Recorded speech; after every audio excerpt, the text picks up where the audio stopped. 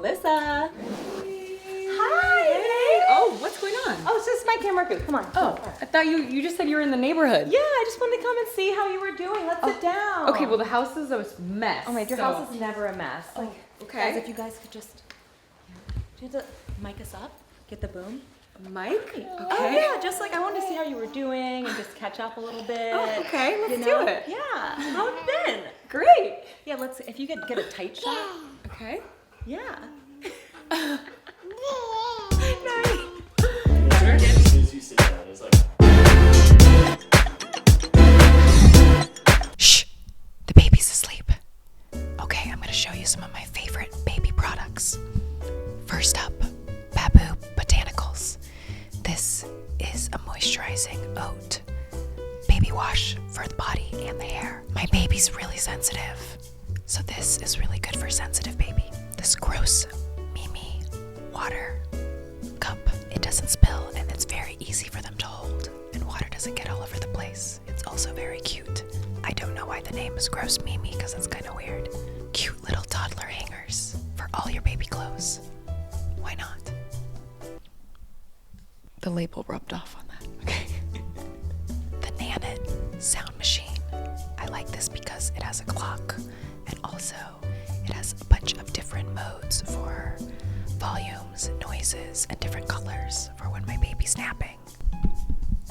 The Munchkin Wipe Warmer. Why use a cold wipe on your baby's booty when you can use a warm one? Everything's shoppable on Amazon. Hi, It Girls.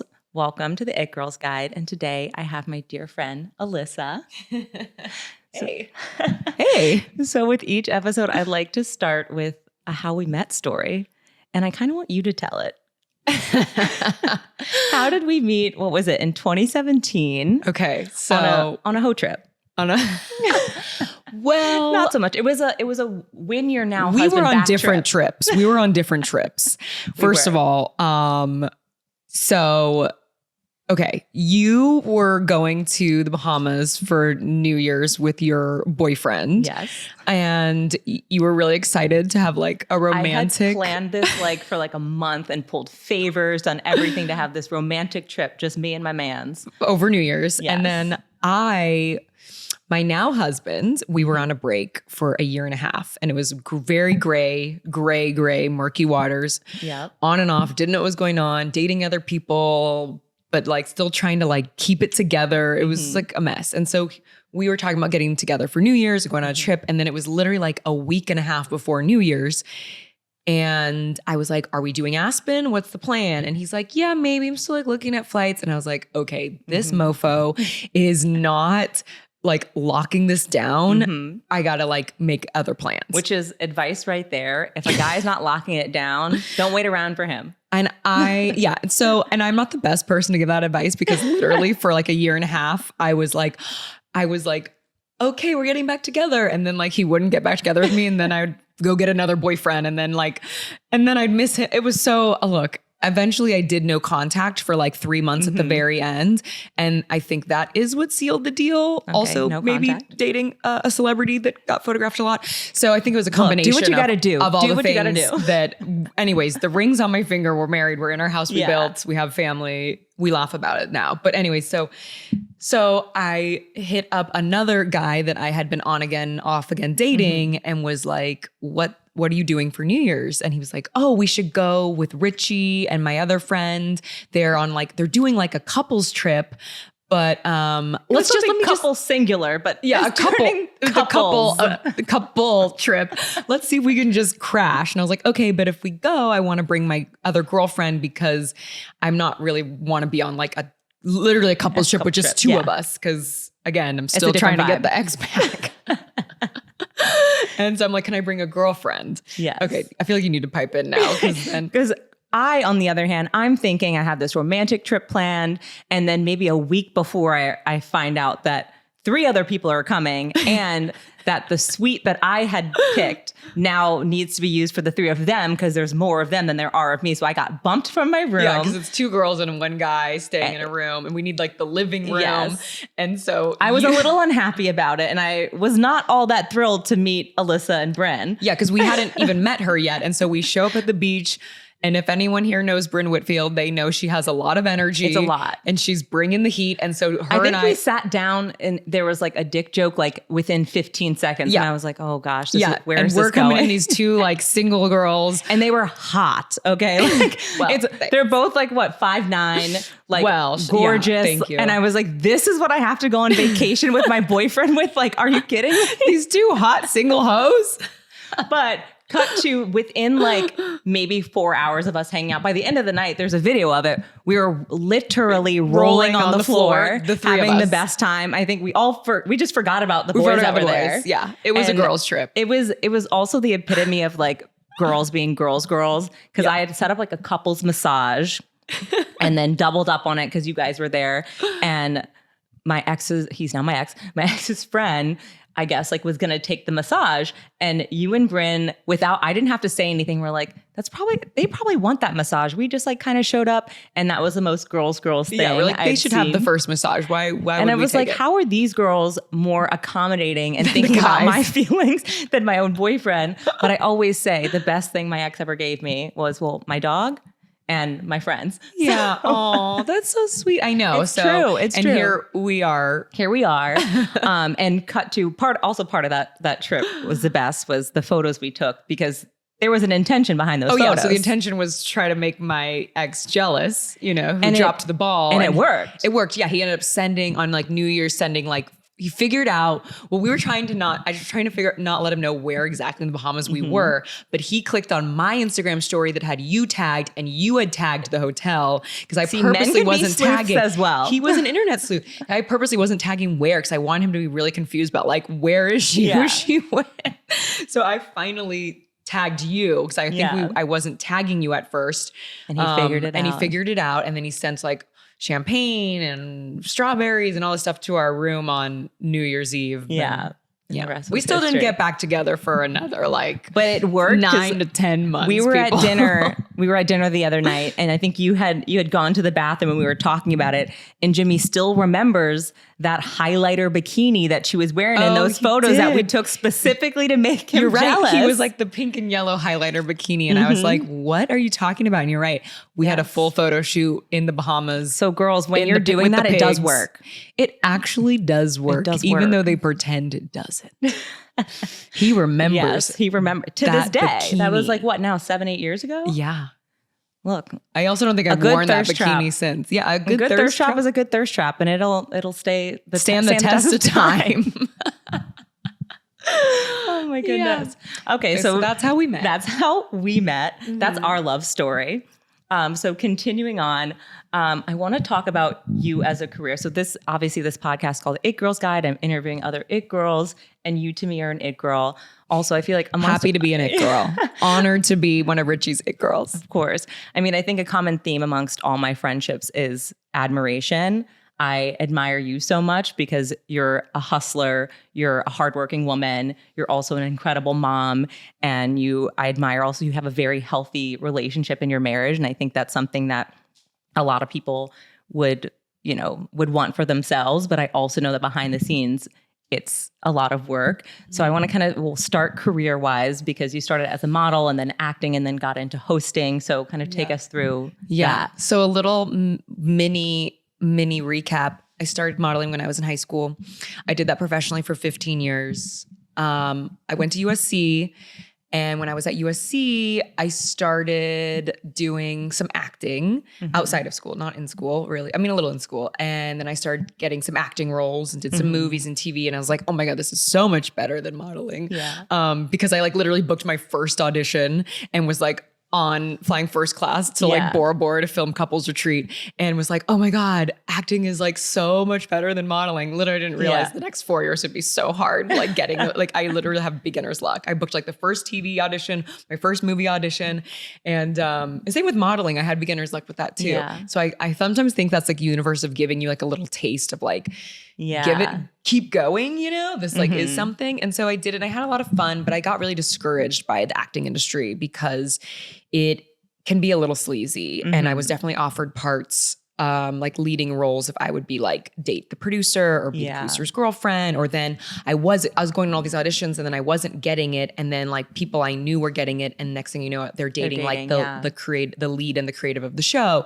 And so I was like, okay, the math ain't mathing, like, because acting auditions are a lot more intense than like a casting for modeling. So I felt like, okay, I don't think I want to be in this industry because I don't want to compromise who I am. And so then I actually started a swimwear business, and I had a lot of success with that for a few years, and that was really fun because I felt like I was able to be creative. I was able to like use all my contacts with modeling and photographers, but ultimately it just, I clashed with my business partners. I didn't really choose wisely. And, you know, it was like a big, great learning experience for me, like entrepreneurially. And then I just was like, I'm going to try hosting. And I did like a hosting course. So I always say like, I did so many random things. And in the middle of those things, I was literally doing sales for like random tea companies, like at Whole Foods. I was like the person with like the samples, you know, I would do like so many weird things. It's funny that you're saying that things are random but when you look at your career as a whole, it all does kind of make sense. Yeah. Like you're learning all these different things that you can kind of compile together to make what your career is now. I know. And it's funny because when I was acting, my agent sent me out to be an MTV VJ host. And it was literally out of hundreds of auditions, my worst audition I ever had because I'd never had to like just be myself. Yeah. Like even with modeling and acting, I was always like playing a character of some kind. And so then it was like, okay, be yourself and like talk to the camera. And I'd like never talked to the camera.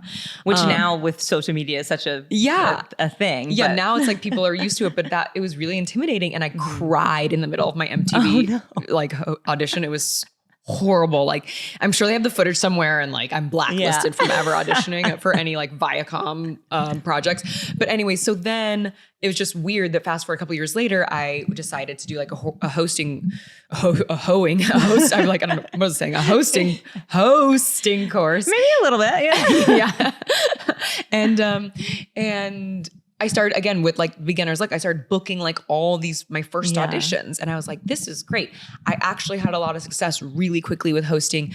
I booked my job at Cheddar within like 3 months of that course and had to relocate to New York. And I was with the ex at the time. And so I was like, I'm going to move are you going to propose? And he's like, I'm like 3 years away. And I'm like, okay, I'm taking this job in New York and we'll do long distance. We lasted like 2 months. Yeah. Okay. Then that turned into like the year and a half of trying to get him back, whatever.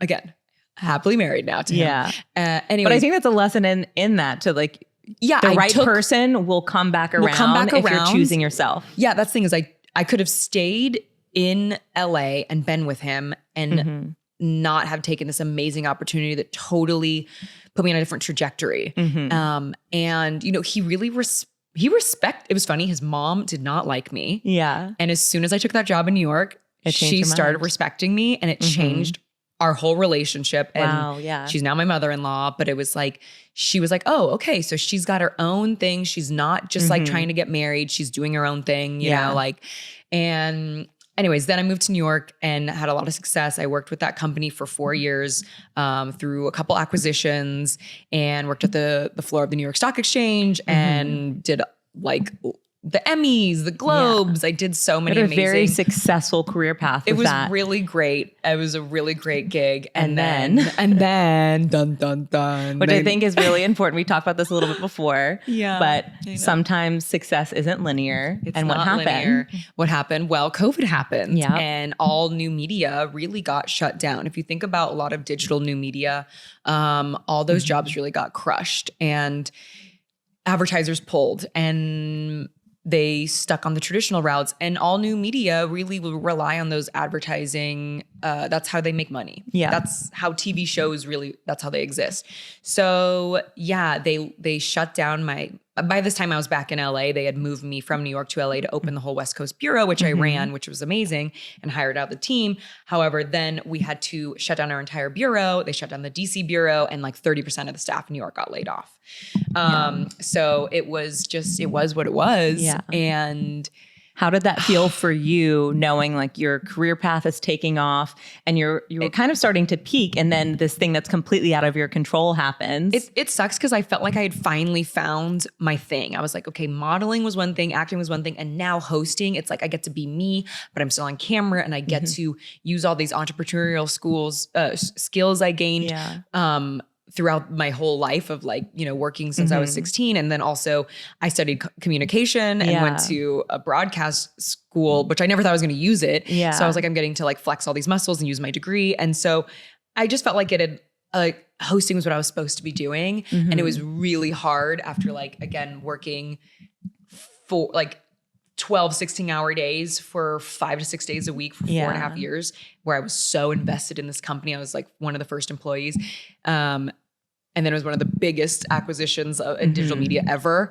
It was just like, I felt kind of abandoned by the company. And I felt I was bitter for a while. It was my doggy. Pepino. Pepino knows I was bitter. She's like, yeah, girl. She has your back. She's back. Also a girl's girl. Yeah. She's a true girl's girl. Pepino. What's happening? I think she's sleep talking. There's probably just like someone walking down the street and she doesn't allow that. No, this is her. This is Pepino's block, if you're wondering. So yeah, I was actually bitter, and oh gosh, stop. Oh. We're back and Pepino has joined us. Pepino. We love you, girl. Okay. Not the clothes. Okay. I'll hold your hand. Okay. So back to your point. It's funny. At first I wasn't upset because I was like, at that time I had done an interview for E! News. And I was I had met with CAA and UTA, and I was like putting out the feelers to get out of my contract to go into what I thought was the next step for hosting. And so I looked at it like a gift at first. I was like, wow, this is great. I'm out of my contract because I only could get out because of force majeure. This is my time to step things up again. Yeah, I was like, okay, so this is my time to like level up into the next phase of hosting. Which I think in general is a good advice to give, is like one door closes, another opens. But sometimes it's not the door you think. Yeah, true. Exactly.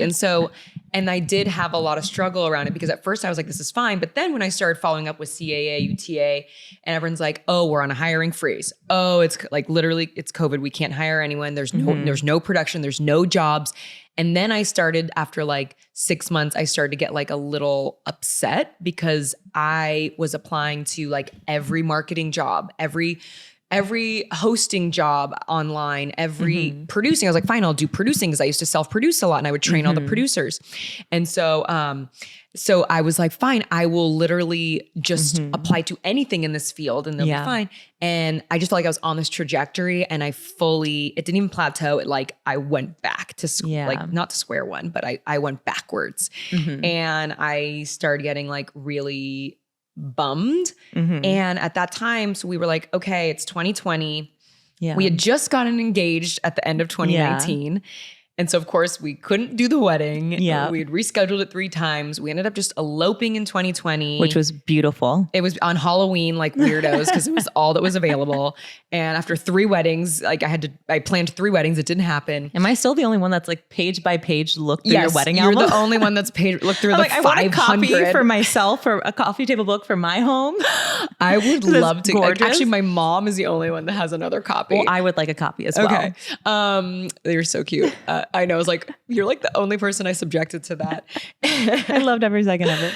But yeah, so we pivoted and I started like, okay, I'm just going to focus on getting married. I bought this house again right before COVID, and we tore it down and we built everything. So I kept myself busy with getting married, building a house. And I was like, okay, we're going to try and start to have babies because we got a dog in 2020. So yes, the career fully stopped for a while. And what did I do? I just get married, build a house, get a dog, start focusing on getting pregnant. Which I think is important. This is a real was not conversation. My right time. The timeline was not what I had planned. I thought we're going to get married a year later. Kids a couple years, because I was planning the kids around my contract at work. I had like 2 more years before I'd have to renew or leave. Yeah. And I was like, okay, like I will get pregnant while I'm at my current company and then I will make the big like I was things that I don't know. I was really trying to plan things out around work. And what do they say when you make plans, God laughs.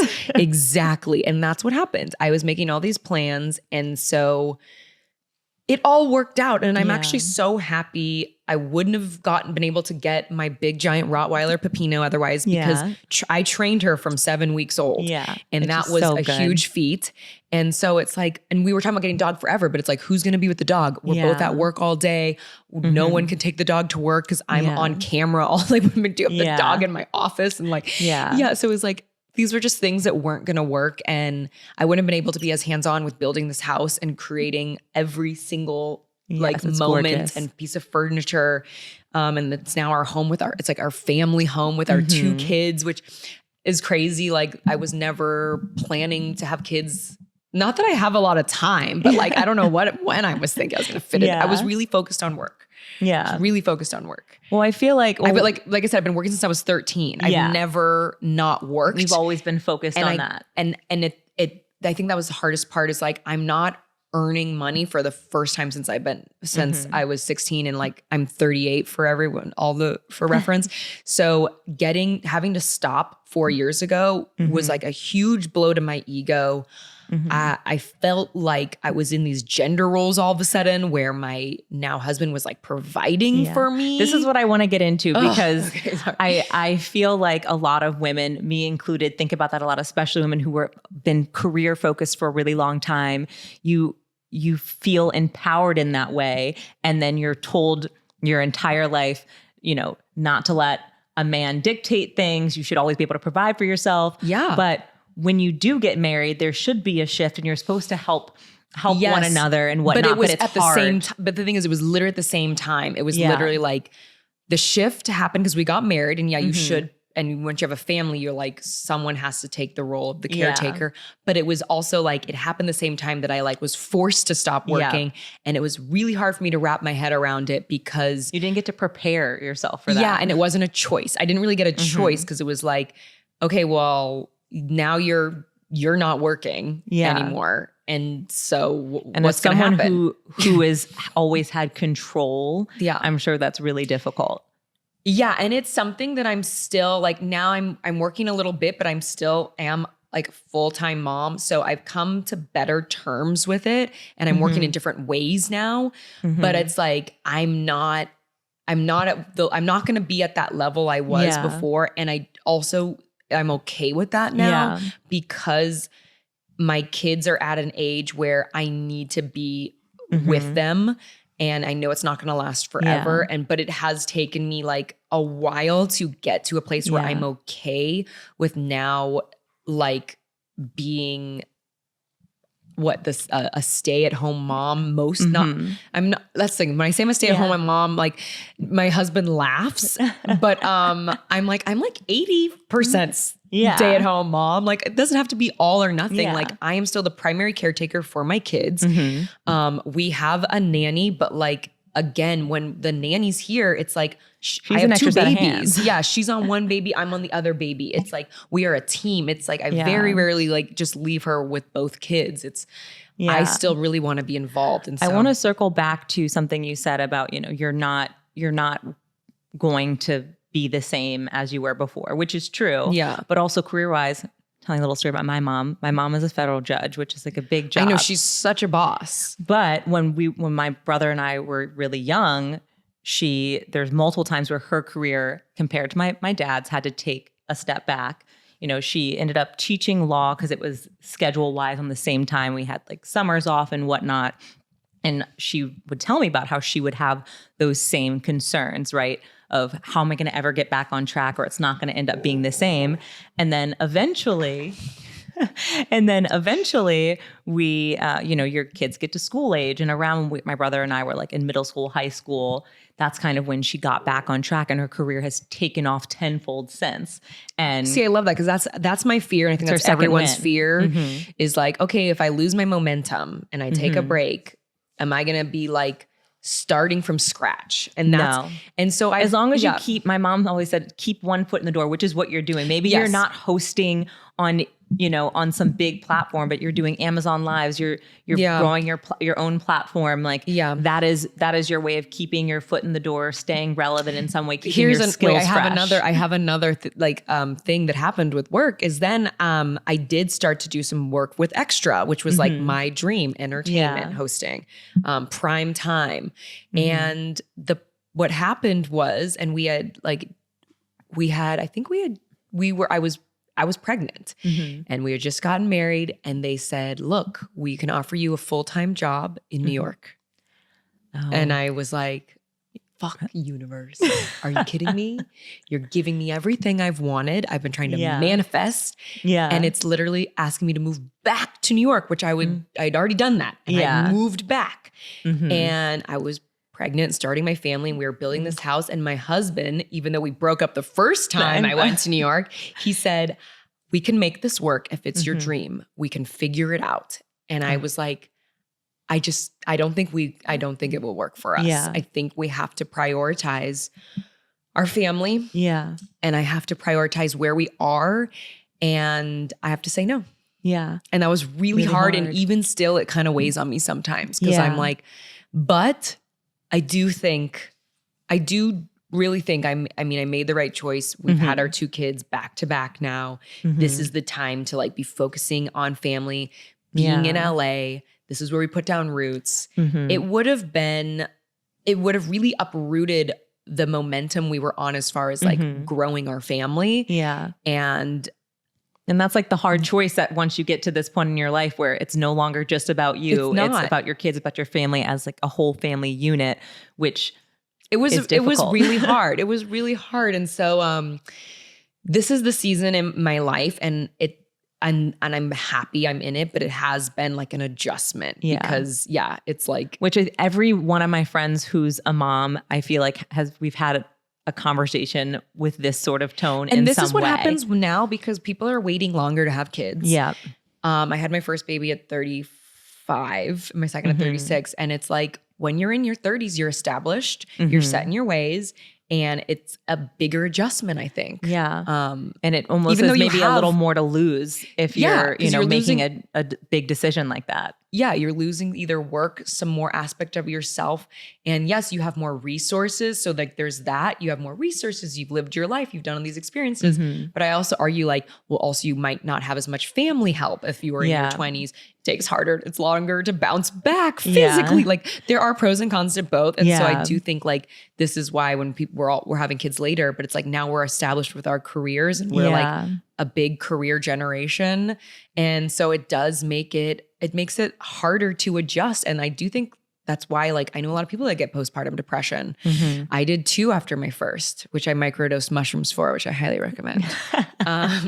We love that. Yeah. We love that. I feel also to kind of move from this, there's something you had mentioned about Jimmy, your husband, saying, we can make this work. This is what you feel you need to do, we can figure it out. And I look at you guys' relationship, and it is one of the things I admire about you as a friend. I think, and I've also seen how much effort you've put into it, because that's also not easy. Yeah. And I want to kind of talk to you about that. I mean, I'm divorced, right? I did it wrong the first time.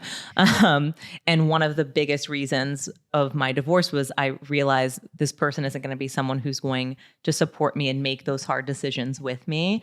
How do you feel you knew that Jimmy was someone who could do, was he already doing that before? Are these conversations, or is it something that was kind of learned? Well, first of all, if I had taken that job in New York, we probably would have gotten divorced, or we would have been close. It would have really torn us apart at a time where we were just trying to build, and it wouldn't have worked. And I think I knew that. And if I hadn't moved to New York the first time and it destroyed our relationship, I maybe would have run the risk. Yeah. So it's these are things it's so hard to know. And that was definitely a sacrifice that I don't even know if it's a sacrifice. It was a choice I made, and it was the right choice to focus on the family, because that's the season I'm in right now. What was the question? Just how do you know that that someone's going to be like that for you, or because it's an admirable trait, right? I think I think the most important thing is in the marriages, and I don't this might be controversial.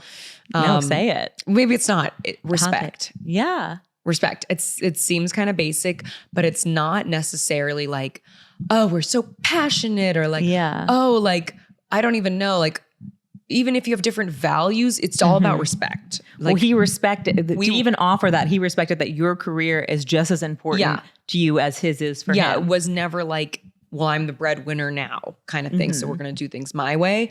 So we respect each other. And I actually think that's really key to a marriage.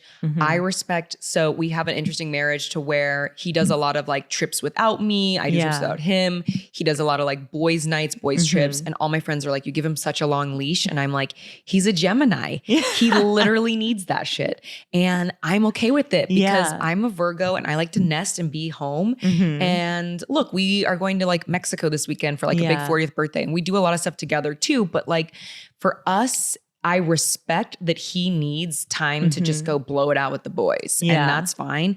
And You're both still your own individual people. You come together as a couple. we don't have to do everything together. And we know that. I know some couples, it's like they have to always be together. And I think it's a little codependent.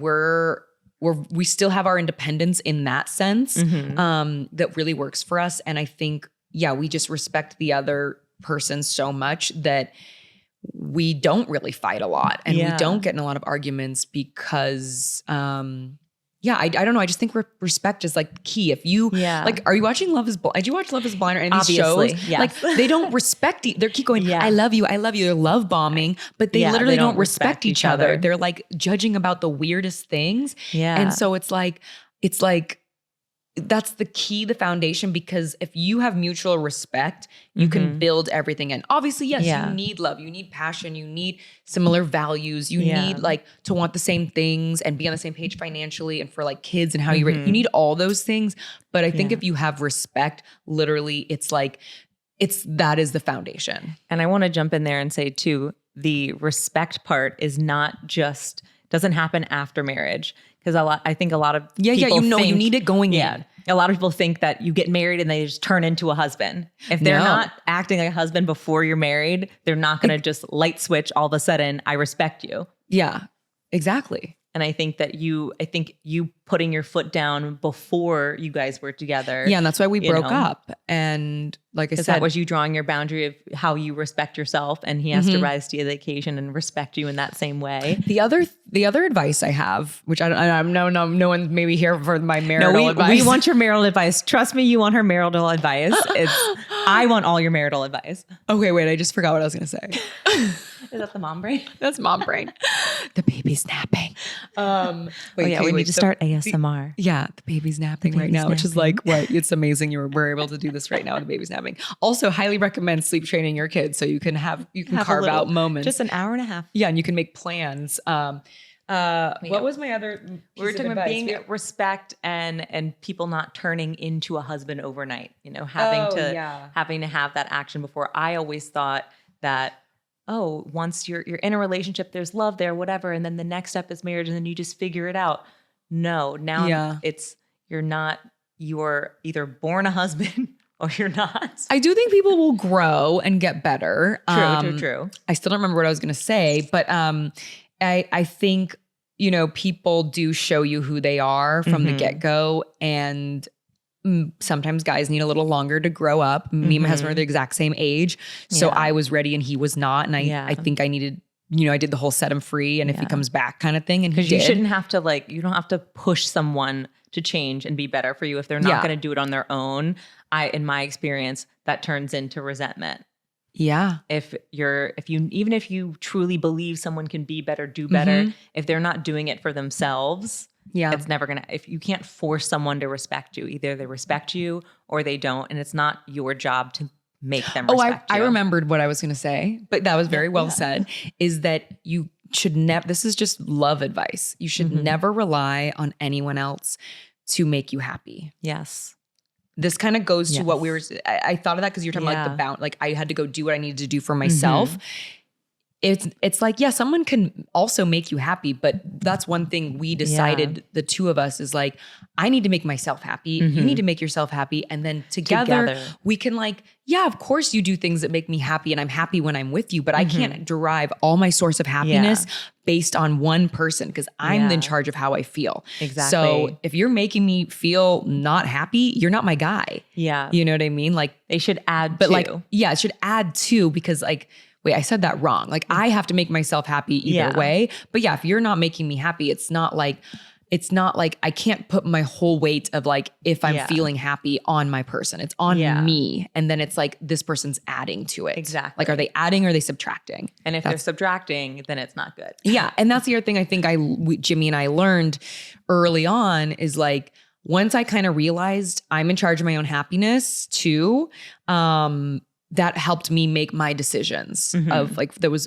good for our relationship and for work and like, am I going to relocate? And then when they were like, you need to move back to LA, I like cried. I didn't want to move back to LA because I'm like, well, I don't want to face Jimmy again. Like then, cause I had just got a boyfriend in New York and like, then the universe was like, you got to get back to LA. And then like, of course, Jimmy's on my doorstep. Or Jimmy actually was like, so you're moving back in? And I'm like, I have a boyfriend.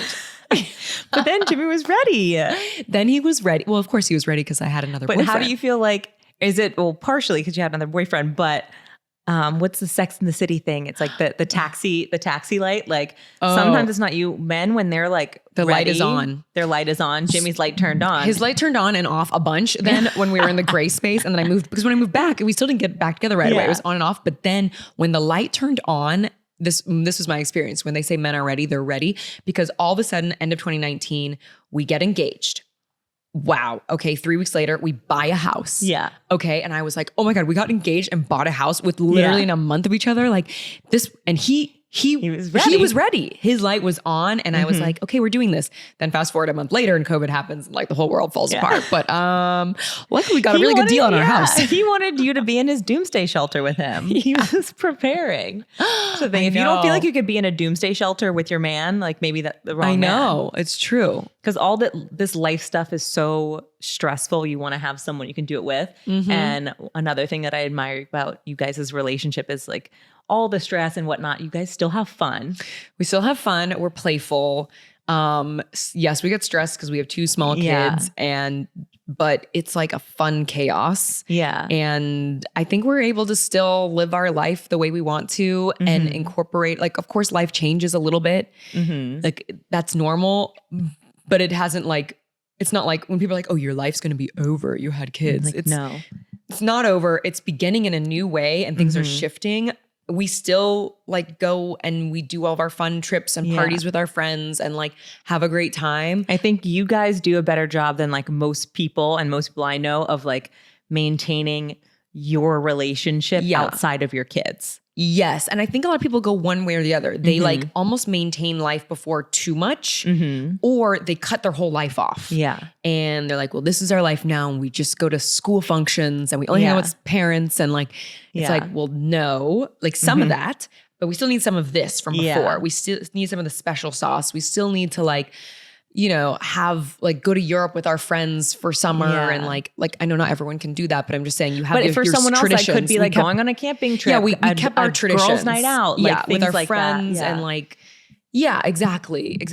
Whatever it is, you just like don't stop the girls' night out. The friends. It's similar to like maintaining your own identity out of a relationship, like with your husband. You're retaining your own identity, you know, outside of just your kids. And it's definitely challenging because now you're orchestrating nannies, childcare, babysitters, the cost of that. So it's like the cost of you going out is substantial because now you have to factor in you're paying a babysitter unless you're lucky enough to have family. Worth it for your mental like sanity? It's definitely worth it. But we're not doing it as much as we used to because also we really want to be present for our kids. So it is like a balance. And that's also why my husband wants to have a 3rd kid. And I'm like, I don't know because I feel like we're going to lose our babies make me want to have 10 kids. I know. They're the best. They're so cute. I totally get it. When I see people with really sweet, cute kids, I'm like, you need to have more babies. So I get it. But it's also like, we're in our balance. And I feel like we're figuring out how it works. And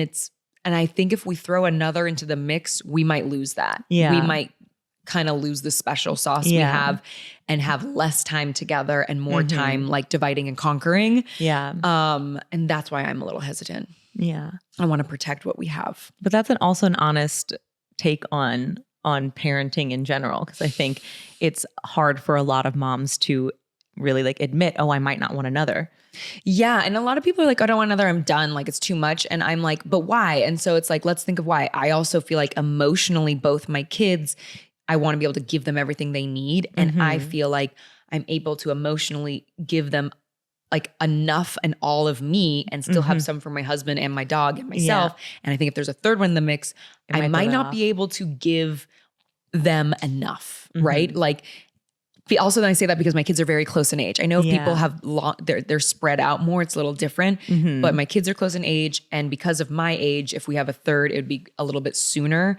And I'm like, I rather do 2 really well than do 3 and be like financially strained, emotionally strained, strain on our marriage. And those are the factors I'm taking in. It's not like, yes, my body is, I'm still trying to get it back, but it's even less about the body and all that. How you feel. It's an all-encompassing it's like, I'm a Virgo, I'm a planner. So I'm literally planning. I thought I wanted 3 and now I'm like, will I be able to do it as, you know, like saying anything worth doing is worth doing well. And it's like, I want to be able to go to them be able to do all the soccer practices. And even they have like swim class, music, like right now with 2 of them in classes, it's a lot. It's a lot. Yeah. And so I'm like, for me, what's my threshold? Yeah. Yeah. Well, taking care of yourself first. And that way gives you, what do they say? Like put your mask on first, making sure you Which have I don't. the ability. And moms don't. We don't. That's why they say that, because moms are doing everything for everyone else and then they're doing themselves last. But you're saying you're leaving room to make sure you still can have an equal amount of time with your kids, make sure you can take care of your husband, but also making sure you can take care of yourself. And have a little bit of work going as well, because then I kind of lose that whole sense of identity. And so that's why I say, I'm like, I need to be able to keep a little bit of something for myself, because that's how I operate. And that's how your kids are going to get to see that, and they see you in your whole form and getting, especially when they get older. Yeah, I also think it's important. You know, my mom didn't work, and that's fine. But I always was like, I'm going to work. Yeah. I'm not going to be a stay-at-home mom. Yeah. And so it's interesting because I've almost kind of been forced from you know, COVID and whatever to they're being still young. Part-time. I know they're still young. Time. I know it is. And it's like, then I start thinking long scheme of like, okay, people work until they're like, what, 60, 65 maybe. I'm like, I'm only halfway through my like working years of my life. So I'm kind of like, okay, there's still like and then even when you are doing mom stuff for any like working moms, my mom did this summit at the UN a few years ago. And one of the things someone asked, she was like, I'm a new mom and I'm really concerned about in the future, like missing games and whatnot, like being a career mom, is that going to be too hard, or am I going to feel like I'm missing out? And my mom, I was in the audience, my mom turns the mic to me and she's like, well, my daughter's here. She can answer that question. Oh God. And the amount of women that came up to me afterwards thanking me, because I said, What'd you say? It's like, I don't remember my mom not being there for anything. She remembers every time I cried that she wasn't at a baseball game or like whatever it was. But I don't remember any of that. I remember like getting to go and see my mom in court for the first time. I remember like all of those big wins and getting to like be excited to like say, oh, that's my mom. I do not remember. That's amazing. Even if I was an asshole kid. But that's the fear. And that's where it's like, grass is always greener. Yeah. Like if you're home, you're thinking you want to be working. If you're working, you want to be home. And that is just the struggle of being a modern mom. Yeah. And remembering like kids don't have context for everything. Like sometimes they're going to cry because they don't understand in the grand scheme. I mean, what you're doing. They cry when we go out to dinner. Yeah. So it's like, you know, it is, that's why it's like, it pulls at your heartstrings. Yeah. And I've now found like a balance of doing like, I'm doing like some hosting stuff here and there, some freelance hosting. I do a lot of these Amazon lives with Amazon, which is great because I get to do them from home while the baby's asleep. Which you have to check them out because she's amazing. And then I do a lot of like influencer stuff, which I get to do mom stuff. And, you know, I get to kind of it's like a thing I never thought I'd be doing a few years ago. Yeah. And now I'm doing it and I'm like, I'm having fun. This is a creative flex. I get to take some of the like modeling, acting, Yeah. like being on set stuff, background. And then I get to like do these things from home and do these like little hosting things Yeah. here and there and still get to be super present. So like for right now, I kind of feel like to your point earlier, just to make it full circle, it's Yeah. like you get given something else when the one door closes. And so I Yeah. was given like a beautiful family Mhm. and like still get these little, get to flex these muscles here and there. Yeah. And that's for right now at this phase, I'm like totally fine with that. And I know it's going to keep evolving and it's going to change. I love that. Well, to wrap this up, one, I want to let people know where they can follow you and see you. Yes. So I'm Alyssa Julya Smith, which is, so on Instagram, Alyssa Julya Smith. Alyssa has a Y, Julia has a Y. It's kind of weird. But if you type in Alyssa JU, it will like pop up. She's the only one. And I'm also Alyssa Julya Smith on TikTok, but I'm not as active. And then I'm not as active on my Twitter anymore. And you can watch her Amazon Live. You can watch my Amazon Lives. I share them all on my Instagram. I actually, I don't know when this airs, but I have like 2 more that will be airing that are holiday, like We'll geared put them in towards the show holiday. notes. Yeah. And they're airing soon. And then I do a lot of like beauty stuff on there. We do bathroom, we do home interiors, we do clothing, I just did fall fashion. We're doing like fall decor, doing holiday relaxation. So And if you I've done can only see a travel. small piece of her home, but she has the most impeccable taste. I need to show it more on my Instagram. We're gonna work on We're gonna that. work on. You're gonna help me film some content right now. Yes, I am. And to close it out, the last thing I ask everybody is to give your flowers to someone, some brand, something that you Yeah. really want to highlight. There's so many things to give flowers to. I'm going to give flowers to Amazon, and not just Yes. because they're paying the bills, Hey. but also because even before that, I was like, how did moms survive before Amazon? Now, Yeah. we're out of, we're out of baby bath wash. We're out of the dish soap for the bottles. We need a new toothbrush because Yeah. you threw it down the toilet and it, clogged the toilet. Literally, it's there the next day, sometimes Amazon even helps same day. moms. And I'm just like, so our parents had to drive around to like multiple different stores, Yeah. lugging a baby in tow. And it's just like, I'm giving my flowers to Amazon because not only because I get to do Amazon Lives with you, which are really fun, but because literally you make me a better mom. I'm able to be more present with my There we kids go. and not have to worry about running around and like getting all the Yes. random things you need to clean the house and clean the kids. And Well, there you go. Yeah. Thank you, Amazon. thank you, Amazon. We love you. And thank you, Richie, for having me. Thank you. Thanks I'm for not gonna dubbing leave. me an it girl. You are. Yeah, I'm not going to leave. Okay, stay. Move to Gonna LA. hang out. Well, it might be happening. Ooh, Tune in. the tea.